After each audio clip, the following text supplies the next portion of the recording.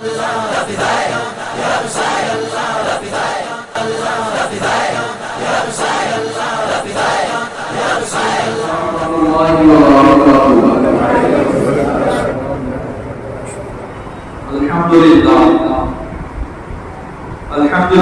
والسلام علی عبادہ الذین اصطفى وعلى آلہ واصحابہ اولي الصدق والصفاء اشهد ان لا اله الا الله وحده لا شريك له واشهد ان سيدنا ومولانا محمدا عبده ورسوله صلى الله عليه وعلى آله وصحبه دائما صلوات.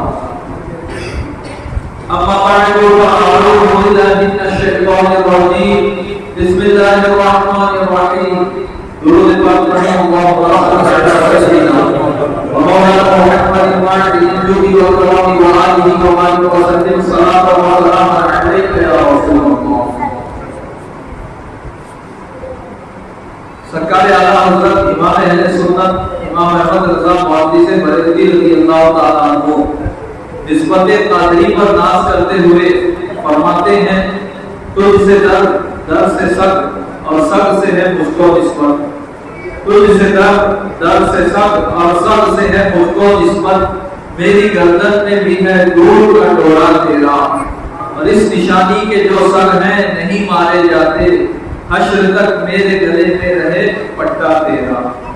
اور جب بحجت الاسرار شریف کی وہ مستند روایت جس کے مطابق ایک کرتے نے جب دیکھا کہ سرکار غوث اعظم کے خانقاہ کی گائے پر شیر حملہ کرنا چاہتا ہے تو اس کرتے میں ایسی غیرت جاگی کہ اس نے شیر کے گائے پر حملہ کرنے سے پہلے شیر پر حملہ کر دیا اور اس کے درخرے میں اپنے دانت کو گاڑ کر جو کھینچا تو شیر خاکہ خود میں لوٹتا ہوا نظر آیا. اعلیٰ حضرت اس واقعے کو نگاہ میں رکھ کے فرماتے ہیں کیا دبے جس پہ حمایت کا ہو منجا تیرا. کیا دبے جس پہ حمایت کا ہو منجا تیرا. شیر کو قطرے میں لاتا نہیں کرتا تیرا. تو جب کرتے کا یہ عالم ہے کرتا غوث پاک کی خانقاہ کے باہر گلی میں بیٹھا رہتا اور خانقاہ کے لنگر کھانے کی ہڈیوں پر گزارا کرتا.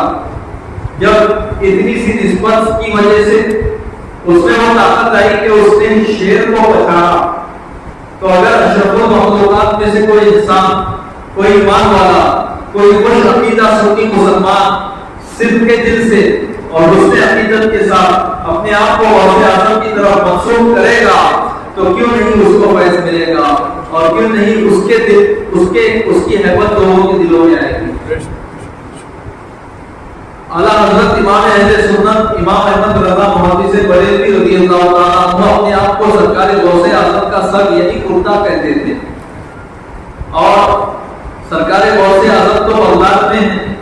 بغداد شریف میں آپ کی آرام گاہ ہے. ہندوستان بغداد سے بہت دور ہے لیکن قربان جائیے اتنی دور سے جب سرکار غوث اعظم کی شان پر اعتراض کیا گیا سرکار غوث اعظم کے تصرفات اور کمالات کا انکار کیا گیا تو اعلیٰ حضرت نے سرکار غوث اعظم کی عظمت اور ناموس پر ہندوستان میں رہ کر پہرا دیا اور ایسا پہرا دیا کہ غوث اعظم کے منکرین کے دانت کھٹے کر دیے اور ان کو رسوا و خوار ہونا پڑا. اعلیٰ حضرت فرماتے ہیں میری قسمت کی قسم کھائے سگانے بغداد مندر میں بھی ہو دیتا رہوں پہرا دے. فرماتے ہیں شاخ پہ بیٹھ کر جڑ کاٹنے کی فکر میں ہے کہیں نیچا نہ دکھا دے تجھے شجرا تیرا. اور حق سے بڑھو کے زمانے کا بھلا بنتا ہے ارے میں خوب سمجھتا ہوں معامہ تیرا. اور دل آزاد کو رضا تیز نمک کی دھن ہے ایک ذرا اور چھڑکتا رہے خامہ تیرا. اللہم صلی علی سیدنا ومولانا محمد الفاتح للجود والکرام وآلہ وسلم صلاۃ و سلام علیک یا رسول اللہ. ذکر غوث ہو اور ذکر امام احمد رضا نہ ہو یہ ہم سے نہیں ہو پاتا. اس لیے کہ غوث اعظم کی عظمت کیا ہے یہ ہمیں سرکار اعلیٰ حضرت نے بتایا. ان کی تعلیمات اور ان کے فتاوی کی روشنی میں ہم نے سمجھا کہ غوث پاک کا مقام کیا. حقیقت یہ ہے کہ ہم ابھی بھی ان کا اصل مقام سمجھ نہ پائے لیکن جو بھی ہمارے دلوں میں عقیدت کا چراغ جل رہا ہے یہ صدقہ ہے امام اہل سنت کے تجدیدی کارناموں کا. تو سلسلہ قادری ہے مبارک میرا, مجھ کو نسبت یہ احمد اللہ سے بھی. سرکار غوث اعظم شیخ عبد القادر جیلانی رضی اللہ تعالیٰ عنہ کی زندگی کے حالات بیان کیے جا رہے ہیں.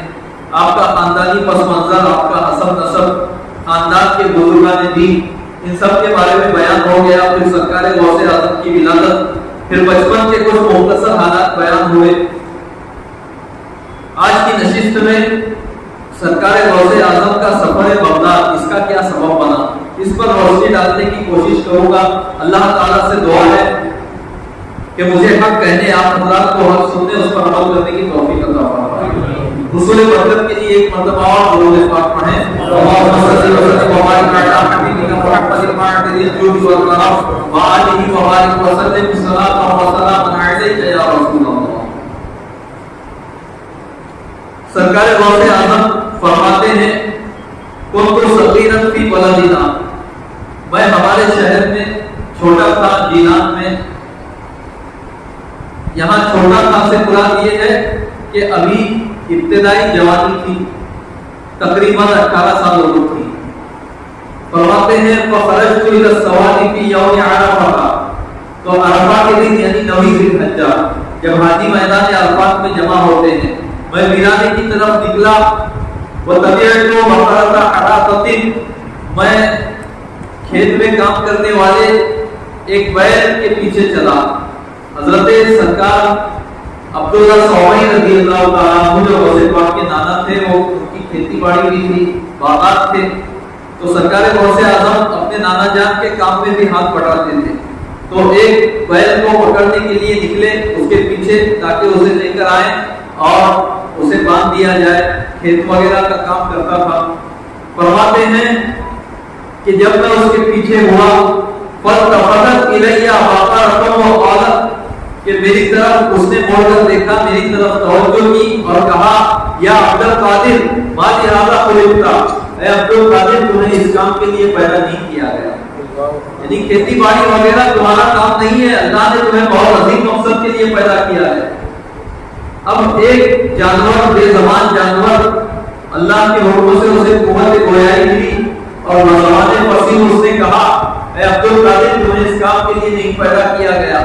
اس عجیب و غریب منظر کو دیکھ کر سرکار غوث اعظم پر ایک کیفیت طاری ہوئی, ایک تھوڑا سا گھبراہٹ جیسی کیفیت طاری ہوئی. پریشانی کی حالت میں گھر آئے.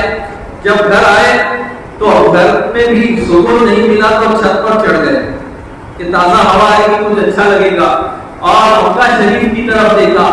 جیلان سے جب مکہ شریف کی طرف دیکھا تو فرماتے ہیں فَرَأَيْتُ النَّاسَ وَاقِفِينَ بِعَرَفَاتٍ, تو میں نے دیکھا کہ لوگ میدان عرفات میں وقوف کیے ہوئے تھے.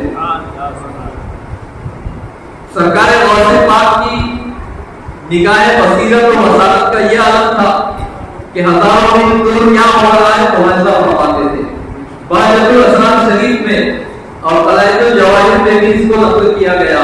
اور بہجت الاسرار شریف میں تو اولیاء کرام کی مستند سند کے ساتھ, یعنی جتنے راوی ہیں وہ سند میں سب اولیاء ہیں, اس کے سند کو ذکر کر کے بیان کیا گیا کہ سرکار غوث پاک نے یہ فرمایا.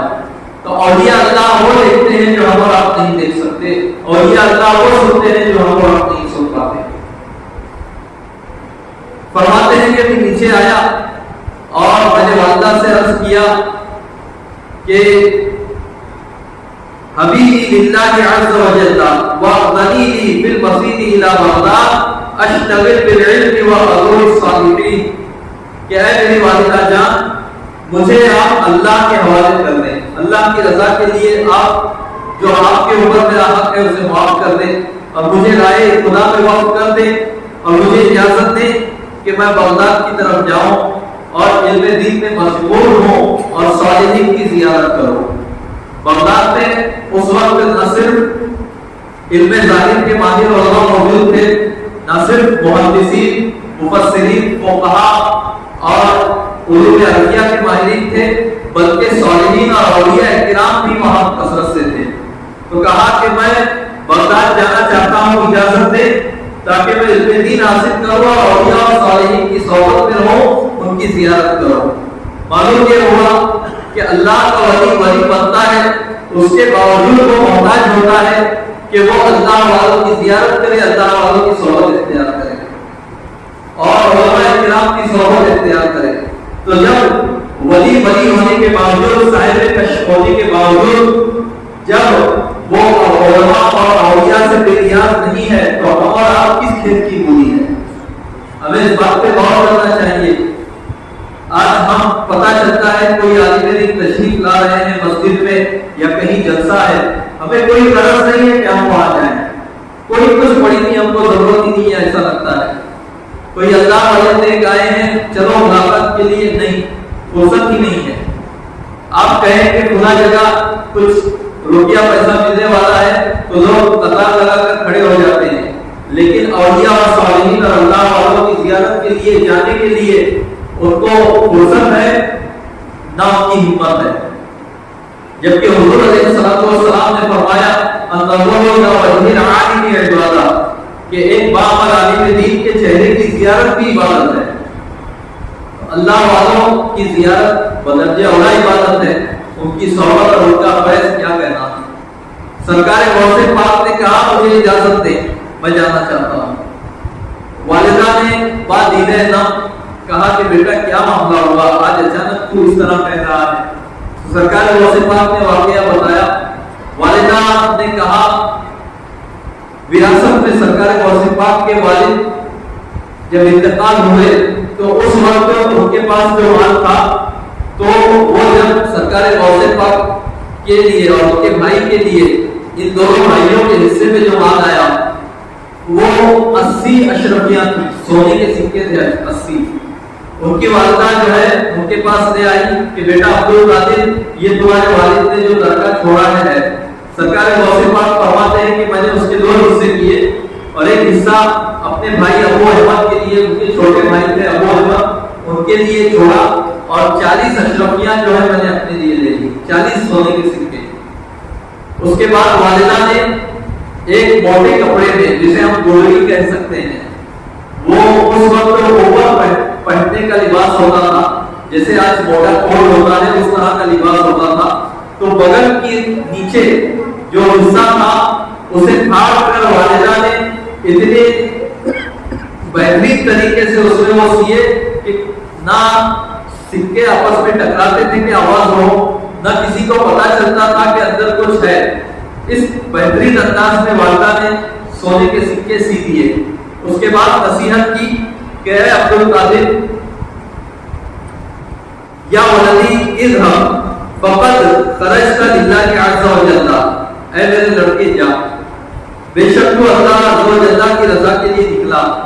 فهذا وجه لا أراه إلى يوم القيامة، تو سن لے یہ جو تیرا چہرہ ہے میں قیامت سے پہلے نہ دیکھ سکوں۔ یعنی اب تو گیا ہے تو گھر میں رہا، اب اللہ کی راہ میں رہے، دین کے لیے تو وقت ہو گیا میری طرف سے، اب قیامت ہی میں ہماری ملاقات ہوگی۔ دیکھیے کیا جذبہ ہے ماں کا۔ آج ذرا مدرسے میں بھیجنے کے لیے ماں باپ کا دل نہیں مانتا کہ کیسے ہم ہمارے نازوں کے پلے بچے کو بھیجیں۔ ماں باپ یہ نہیں دیکھتے کہ اگر بچہ مدرسے میں عالم یا حافظ بن جائے گا تو اس کی وجہ سے ماں باپ کی مغفرت ہو جائے گی۔ ماں باپ یہ نہیں دیکھتے کہ بچہ اگر عالم حافظ قاری بن جائے گا تو دین کی خدمت کرے گا، یہ سب نہیں دیکھتے، بلکہ وہ ماں باپ کو اپنے نظروں سے اوجل کرنا نہیں چاہتے۔ لیکن جب بات آتی ہے دنیاوی تعلیم کی تو دور دراز ملکوں میں بھی بھیجنے کے لیے تیار ہو جاتے ہیں۔ تو یہ دنیا کی محبت کا غلبہ ہے، اس وجہ سے ہوتا ہے۔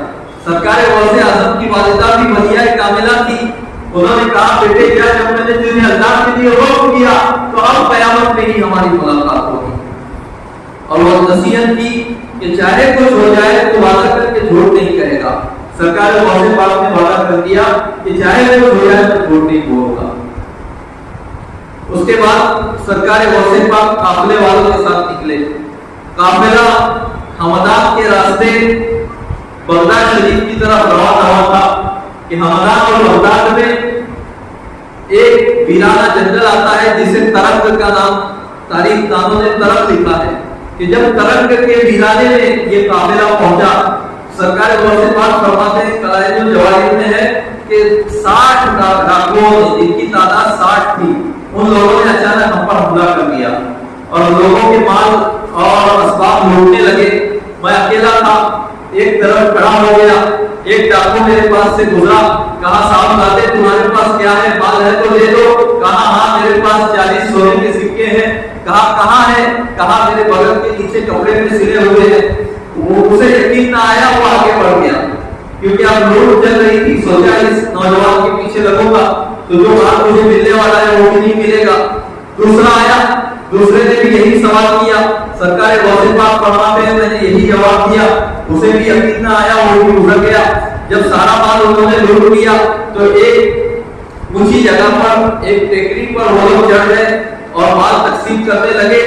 तो उन दो लोगों ने कहा कि एक अजीब नौजवान हमने देखा कि हमने उससे पूछा तेरे पास माल है, तो उसने कहा हाँ है माल। तो कहा डाकुओं के सरदार थे, उसे मेरे पास हाजिर किया जाए। सरकार गौसे आजम को उसके पास लाया गया। जब आप तशरीफ लाए तो डाकुओं के सरदार ने पूछा साहब दादे बताओ तुम्हारे पास माल है? कहा हाँ मेरे पास माल है। कहा किधर है? कहा मेरे बगल के नीचे सिला हुआ है। डाकुओं ने हुक्म दिया कि फाड़ा जाए। जब फाड़ा गया तो उसमें 40 अशरफियां निकली, 40 सोने के सिक्के निकले।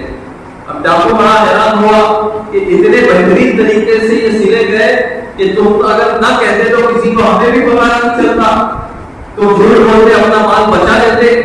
वैसे भी सफर की हालत में हो, माल की तुम्हें जरूरत है और शराब भी जो है तुम्हारे लिए जायज था कि तुम खिलाफ में वाकई बात बोलते। क्या वजह है कि तुमने सच कहा। तो सरकार गौसे पाक ने कहा कि घर से निकलते वक्त मेरी वालिदा ने मुझसे अहद किया था कि बेटा कुछ भी हो जाए झूठ न कहना। अब इस कुछ भी हो जाए पे सरकार गौसे पाक ने उज़्र वाली सूरत भी ले ली। यदि चाहे उज़्र हो या उज़्र ना हो, हर सूरत में मैंने वादा किया है मेरी वालिदा से कि मैं झूठ नहीं कहूंगा। इसी वजह से जब तुम्हारे लोगों ने पूछा तो मैंने सच बताया। डाकुओं पर अजीब कैफियत तारी हुई। उसका जिस्म खौफे खुदा से अचानक कांपने लगा। उसने कहा कि इस लड़के ने अपनी मां से किया हुआ एक वादा याद रखा और उसे इस मुश्किल घड़ी में भी पूरा कर रहा है। और बहुत साल हो गए कि कई एक लंबा जमाना गुजरा कि मैंने अपने रब से किए हुए वादे को पूरा न किया बल्कि मुसलसल तोड़ता रहा हूं। और फिर कहा कि ऐ साहब दादे अपना हाथ आगे बढ़ाओ ताकि तुम्हारे हाथ पर मैं तौबा कर लूं। और डाकुओं के सरदार ने उसी वक्त तौबा की। उनका नाम अबू अहमद बदवी था। अबू अहमद बदवी उसी वक्त तौबा कर दी। डाकुओं के साथी ने जब देखा, डाकू के साथियों ने, उस सरदार के साथियों ने देखा कि हमारा सरदार तौबा कर रहा है, फक़ाल लहू अस्हाबुहु, तो उसके साथियों ने कहा अत्ता मुक़द्दमुना फी क़त्इ तरीक़ व अंतल आना मुक़द्दमुना फी तौबा, कि तुम डाका ज़नी में हमारे सरदार थे, सुनो तौबा करने में भी तुम हमारे सरदार और पेशवा हो। सारे डाकुओं ने सरकार गौसे पाक के दस्ते हक परस्त पर तौबा कर दी और उसके बाद वो सब के सब इबादत और इजाजत के लिए यहाँ निकल पड़े, कोई इल्म हासिल करने के लिए, कोई इबादत करने के लिए।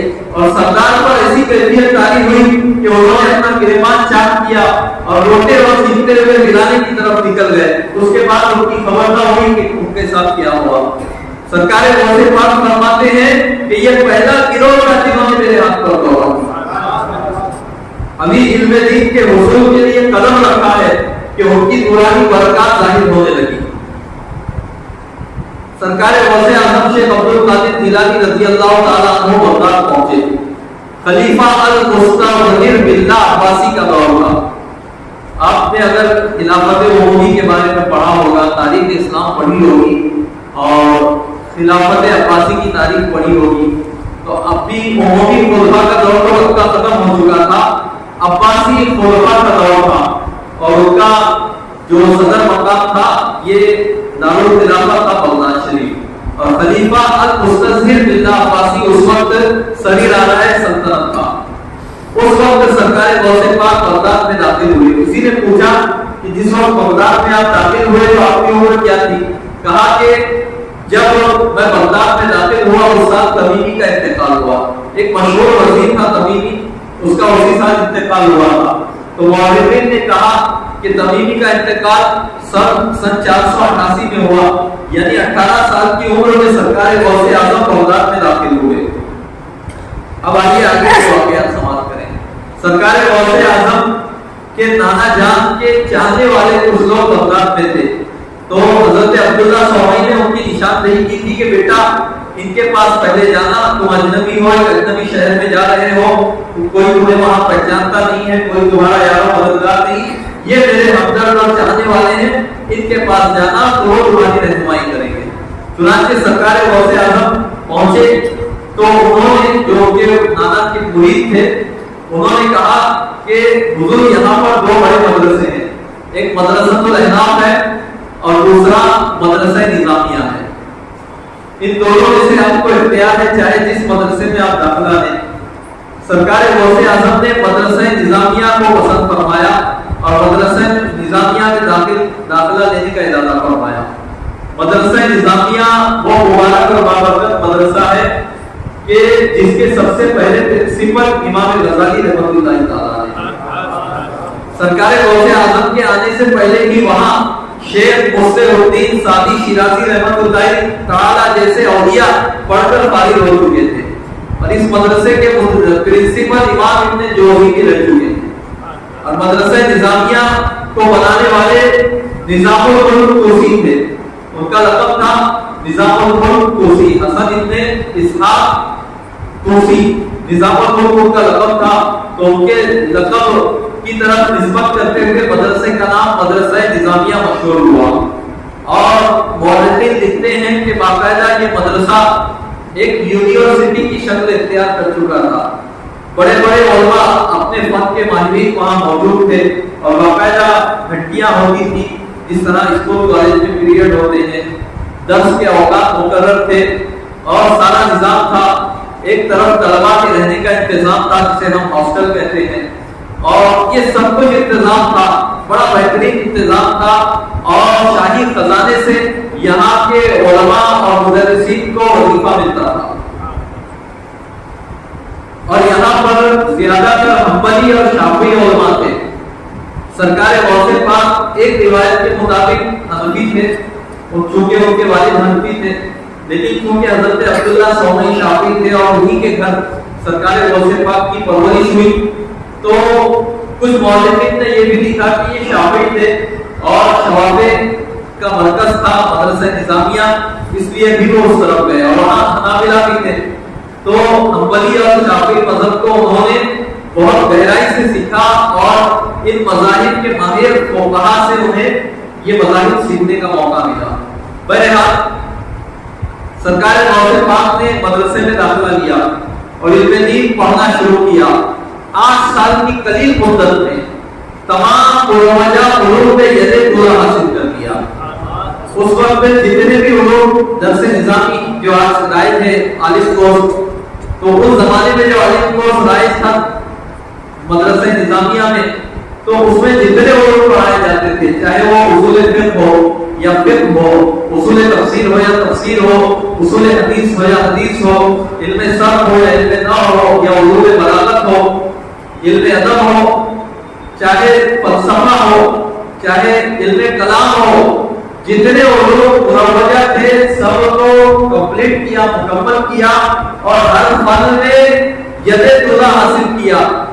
اس بلند مقام پر پہنچے کہ ان کے پائے کا ان کی فراغت کے وقت کوئی ان کا ساتھی نظر نہ آتا تھا. اس قدر محنت اور کوشش اور لگن کے ساتھ سرکار غوث پاک نے 8 سال کی قلیل مدت میں ان تمام مروجہ علوم و فنون سے فراغت حاصل کر لی. لیکن یہ 8 سال کا دور کوئی آسان دور نہیں تھا. ایسی سخت مشقتیں انہوں نے جھیلی کہ ہم آج اس کا تصور بھی نہیں کر سکتے. میں کچھ دو ہی واقعات آپ حضرات کے گوشے گزار کروں گا کہ سرکار غوث پاک نے کس قدر سخت مجاہدہ فرمایا. سرکار غوث اعظم رضی اللہ تعالی عنہ اکابر اولیاء میں سے تھے, اللہ کے محبوب اور محب تھے. دنیا کی دولت کی ان کے نزدیک کوئی اہمیت نہیں تھی. جب ظہر کے اعلیٰ مقام پہ اللہ کا ولی فائز ہوتا ہے تو علماء فرماتے ہیں کہ اس کا یہ حال ہو جاتا ہے کہ مال آتا ہے تو اسے خوشی نہیں ہوتی, بالکل جس طرح ہمارے پاس مٹی یا پتھر کا کچھ ڈھیر آ جائے تو ہمیں خوشی نہیں ہوتی. اسی طریقے سے مال آتا ہے تو کچھ خوشی نہیں ہوتی اور مال جاتا ہے تو کوئی غم نہیں ہوتا. اس مقام ظہر پر اللہ کے اکابر اولیاء فائز ہوتے ہیں. فرماتے ہیں کہ بلکہ جب وہ مال اللہ کی راہ میں خرچ کرتے ہیں تو انہیں خوشی ہوتی ہے کہ ہم نے مال کو صحیح جگہ خرچ کیا, ابھی آخرت میں ہمارے کام آئے گا. مال آتا تو خوشی نہ ہوتی, اپنے اوپر خرچ کرتے تو کوئی خوشی نہ ہوتی, بلکہ خوف نہیں ہوتا کہ اب اس کا حساب دینا پڑے گا. جو نعمتیں اللہ نے دی, اللہ تبارک و تعالیٰ کی طرف سے یہ قیامت میں سوال ہوگا کہ میری نعمتوں کو کس طرح خرچ کیا, تو ان کے اوپر ایک ذمہ داری آتی, فکر مند ہو جاتے. اس مقام ظہر پر فائز تھے سرکار غوث اعظم. یہی وجہ ہے کہ جس کو بھی پاتے کہ ضرورت مند ہے اپنا مال اس کو دے دیتے. طلبہ میں جسے پاتے کہ یہ ضرورت مند ہے, غریب ہے, فوراً اسے اپنا مال دے دیتے. خود فاتح کرتے, کئی کئی دن کے فاتح ہو جاتے, لیکن وہ اپنی ضرورت پر دوسروں کی ضرورت کو ترجیح دیا کرتے. یہ وہ مقام ہے, وہ بہت اعلیٰ مقام ہے کہ جس پر سرکار غوث اعظم فائز تھے. اور مسئلہ یہ ہے کہ اگر آدمی صبر کر لے جائے, تو اس کے لیے افضل یہی ہے کہ وہ خود مشقت اٹھائے, فاقہ کرے اور اپنے بھائی کی ضرورت پوری کرے. لیکن اگر وہ اتنا صابر نہیں ہے, یا وہ تو صبر کرے گا مگر اس کے گھر والے جزا فضا کریں گے, ناشکری کریں گے, تو اب اس کو چاہیے کہ گھر والوں کی رضامندی کے باوجود پہلے وہ گھر والوں کا پورا کرے. اس لیے کہ اللہ کی راہ میں دوسرے کو دینا یہ مستحب ہے, لیکن ناشکری سے زبان کو روکنا فرض ہے. فاشکرونی ولا تکفروا, اللہ کا پتہ ہے. تو سرکار غوث اعظم صبر و رضا کے ایسے کوہ گرا تھے کہ بڑے سے بڑے مجاہدے کے باوجود ان کے پائے ثبات میں لرزش تک نہ آتی, تو وہ اسی طرح کیا کرتے, کئی کئی دن کا فاقہ کرتے. سرکار غوث اعظم فرماتے کہ ایک دن مجھے ایک شخص ملا, اس نے کہا کہ مجھے تمہارے دادا جان نے بھیجا ہے اور تمہاری والدہ نے یہ کچھ روپیے پیسے تمہیں دیے ہیں, کچھ سونے کے سکے تھے. سرکار غوث اعظم فرماتے ہیں, قلائد الجواہر کی روایت ہے کہ میں بہت زیادہ پریشان ہوا بھوک کی وجہ سے, اور کئی دن سے فاقہ کر رہا تھا, اور جسم کی قوت جواب دے رہی تھی. اب قوت بھی چاہیے پڑھائی کرنے کے لیے, تو کہتے ہیں کہ میں ایوان کسرا کی طرف نکلا. عراق کے ویرانوں میں کسرا جو تھا, جس کی سلطنت حضرت فاروق اعظم کے زمانے میں مسلمانوں کے قبضے میں آئی, تو اس کا ایک پرانا محل تھا جو کھنڈر ہو چکا تھا عراق کے ویرانوں میں. کہتے ہیں کہ اس کھنڈر میں جو ہے وہ درخت وغیرہ جھاڑ جھنکار ہو گئے تھے, سبزہ ہو گیا تھا. کہتے ہیں کہ جب میں بھوک سے بالکل نڈھال ہو گیا, پریشان ہو گیا, تو میں ایوان کسرا کی طرف گیا کہ وہاں سے کچھ پتے وغیرہ مجھے مل جائے, کچھ سبزہ یا کچھ ساگ وغیرہ مل جائے, تو میں چبا کر چوس کر کچھ اپنی بھوک کی تسکین کا سامان کروں, کچھ تو میرے اندر طاقت آئے. تو جب میں پہنچا تو کہتے ہیں کہ میں نے پایا کہ 70 فقراء جو اولیاء کرام میں سے ہے وہ وہاں پر اپنا رزق تلاش کرنے کے لیے آئے ہیں اور وہ ڈھونڈ رہے ہیں. تو مجھے حیرت آئی کہ میں ان کے بیچ میں شامل ہو جاؤں اور جو ان کو ملنے والا تھا میں لے لوں. تو میں واپس آیا. جب واپس آیا میں شہر کے بیچ میں پہنچا تو مجھے وہی شخص ملا جو ایران سے آیا تھا, اور میرے گھر والوں نے میرے لیے کچھ اشرفیاں, کچھ سونے کے سکے بھیجے تھے. میں نے اس کا شکریہ ادا کیا, لیکن مجھے گوارا نہ ہوا کہ میں وہ دھوکے اولیاء کو چھوڑوں. میں نے فوراً کچھ کھانا خریدا اور اس کے بعد ان اولیاء کرام کے پاس پہنچا جو ایوان کسرا میں اپنا رزق تلاش کر رہے تھے, اور میں نے کہا کہ یہ لیجیے میری طرف سے, مجھے یہ گوارا نہ ہوا کہ میں آپ لوگوں کو چھوڑ کر رہا ہوں. اس کے بعد سرکار غوث اعظم نے سارا کھانا ان کو کھلا دیا. اس کے بعد پھر آپ آئے اور پھر تھوڑا سا آپ کے پاس بچا سونا, تو اس سے کچھ روٹی وغیرہ خرید کر خود کھایا, اور پھر وہ جو جیلان سے آئے تھے ان کو بھی کھلایا, اور باقی جو بچا وہ فقراء میں تقسیم کر دیا. اس طریقے سے سرکار غوث اعظم کا معاملہ تھا. صبر و رضا کے ایسے کوہ گرا تھے کہ بڑی سے بڑی بھوک اور بڑے سے بڑا فاقہ بھی آپ کے پائے ثبات میں لرزش نہ پیدا کر پاتا. اسی طریقے سے ایک اور واقعہ انہی مستند کتابوں میں بیان کیا جاتا ہے. فرماتے ہیں سرکار غوث اعظم کہ 20 دن ہو گئے مجھے کھانے کو کچھ نہیں ملا. اللہ اکبر. دیکھیے اولیاء کرام جو یہ فاقے کیا کرتے تھے تو ان کی کرامت صرف یہ تھی کہ وہ مرتے نہیں تھے, ان پر موت نہیں آتی تھی, ورنہ ان فاقوں کی تکلیف اور مشقت وہ جھیلتے تھے اور محسوس کرتے تھے. ایسا نہیں ہے کہ ان کو بھوک ہی نہیں لگتی تھی. 20 دن آرام سے رہ رہے ہیں بغیر کسی تکلیف کے, نہیں, ان کو تکلیف ہوتی تھی اور فاقے کی صحبت اور مشقت جھیلتے تھے, تبھی تو ان کے مرتبے بلند ہوتے تھے اور تبھی تو اتنے بلند مرتبہ دیا ہوئے. بس اتنی کرامت تھی ان کی کہ ان پر موت نہیں آتی تھی. اللہ تبارک و تعالیٰ نے ان میں وہ روحانی طاقت رکھی تھی کہ اتنے دنوں کے فاقے سے ان کا کچھ بگڑتا نہیں تھا, لیکن تکلیف تو ہوگی تھی. فرماتے ہیں کہ 20 دن ایسے گزرے, اب کسی سے مانگنا بھی نہیں ہے. یہ اولیاء اللہ اتنے غیرت مند تھے کہ مانگنا تو دور کی بات, کسی پر اپنا حال ظاہر کرنے میں بھی آج محسوس کرتے تھے کہ لوگ اس پر رحم کھا کر کچھ دے دیں. آج لوگوں کا حال یہ ہے کہ گھر میں راشن پڑا ہے 15 دن کا, پھر بھی لوگوں کے سامنے روتے ہیں تاکہ لوگ غریب سمجھ کر کچھ دے دیں. افسوس کی بات ہے. مسلمانوں اپنے حالات کو تبدیل کرو ورنہ پھر دنیا والے تمہیں تبدیل کر دیں گے. اللہ تبارک و تعالی ہمیں اپنی اصلاح کرنے کی توفیق عطا فرمائے. 20 دن ہو گئے, فرماتے ہیں کچھ کھانے کے لیے نہیں تھا. میں نڈھال ہو گیا, چلنا پھرنا دوبارہ ہو گیا. میں اسی مسجد میں آیا جس مسجد میں میں کتاب پڑھتا تھا, اور میں نے اپنے آپ کو زمین پر ڈال دیا اور بڑی مشکل سے مسجد کے کونے میں آیا. وَأَنَا أُسَافِرُ الْمَوْتَ, اور میں موت سے مسافہ کرنے لگا, یعنی مجھے لگا اب بس وقت آ گیا ہے, اب موت بھی آئے گی. کہتے ہیں کہ اتنے میں نے دیکھا کہ ایک شخص مسجد میں داخل ہوا, اس کے پاس روٹیاں تھی اور بھنا ہوا گوشت تھا. وہ بیٹھا اور روٹی سے گوشت کھانے لگا. کہتے ہیں کہ میری بھوک کا یہ عالم تھا کہ نہ چاہتے ہوئے بھی جب بھی وہ نوالا منہ میں ڈالنے کے لیے اپنا منہ کھولتا, غیر ارادی طور پہ میرا منہ بھی کھل جاتا. اس پر میں نے اپنے نفس کو بہت ملامت کی. اچانک اس شخص کی نظر مجھ پر پڑی, اس نے مجھے دعوت دی. میں نے انکار کیا, اس نے اصرار کیا اور میرے قریب آیا اور کھانا رکھا. آخر اس کے اصرار پر میں نے اس کی دعوت قبول کی اور میں اور وہ کھانے لگے. تو اس نے کہا کہ میں جیلان سے آیا ہوں. مجھ سے پوچھا, اے نوجوان تم کون ہو, کیا کرتے ہو؟ تو سرکار غوث پاک نے فرمایا متفقہ ہوں, کہ میں فقہ کا طالب علم ہوں, علم دین پڑھتا ہوں. اس زمانے میں سرکار غوث اعظم کی تعلیم کا دور تھا, طالب علمی کا دور تھا. پھر انہوں نے بھی اپنا تعارف کیا تو کہا کہ میں جیلان سے آیا ہوں اور عبد القادر نامی نوجوان کی تلاش میں ہوں جو سادات میں سے ہے. مجھے نہیں ملا, میرا اپنا روٹیا پیسہ ختم ہو گیا, 3 دن فاقے سے ہوں میں, اب میرے لیے پردار کھانا حلال ہو گیا.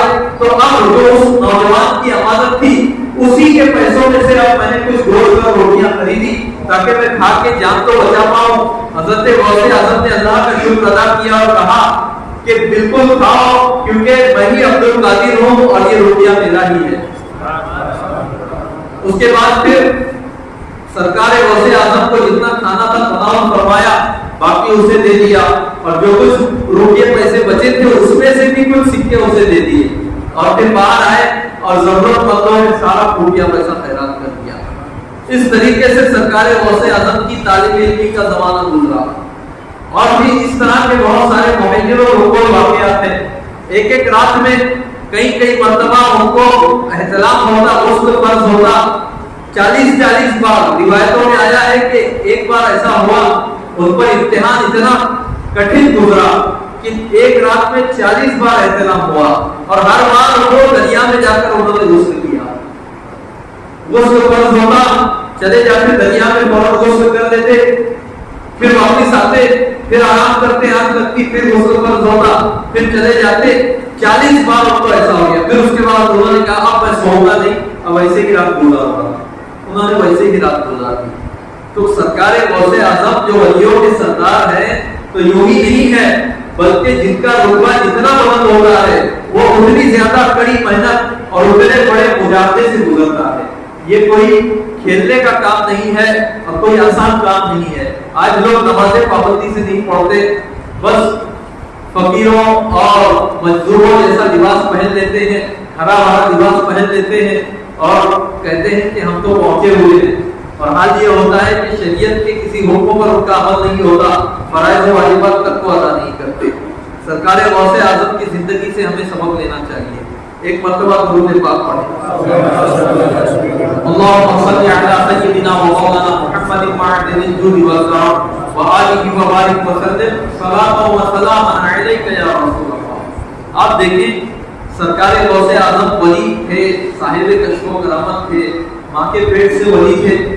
क्या जरूरत थी इतनी मेहनतें झेलने की, सफर की सोहबतें बर्दाश्त करने की, घर वालों से जुदाई लेने की, बगदाद जाने की और वहां पर इस कदर कठिन मुजाहदात से गुजरने की क्या जरूरत थी?